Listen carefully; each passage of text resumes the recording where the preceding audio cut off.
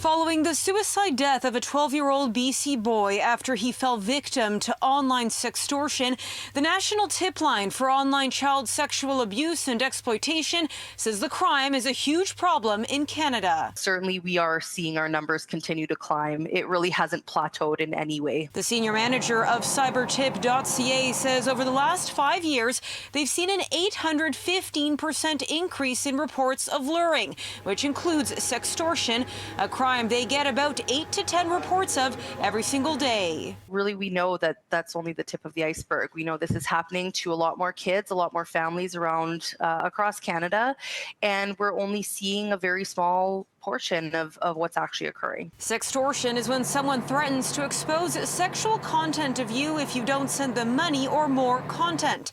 Tabac says most victims are male and between the ages of 14 and 17, but she's seen victims as young as 12.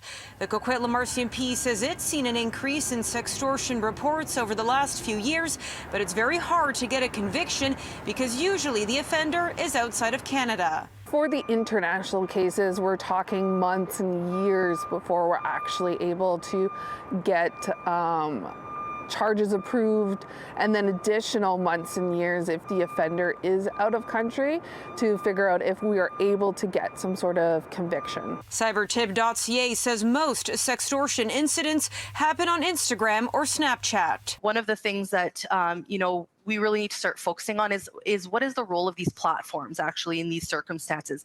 What are they doing to better protect kids online? City News reached out to both Meta, which owns Instagram, and Snapchat.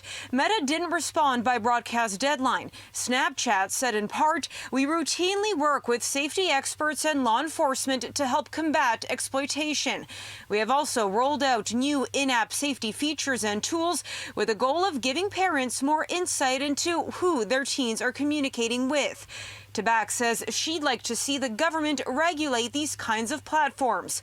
On Wednesday, the Prime Minister was asked when his government would table long-promised legislation designed to mitigate online harms. When it comes to protecting our kids, I think we all agree that we have to do everything we possibly can. And that is why we have spent such significant amount of time working with communities, including racialized communities, working with experts, moving forward in the right way to keep our kids safe. But Tabac says we're still playing catch-up. We've really hit this wall where we need governments to step in. In Vancouver, Monika Gul, City News.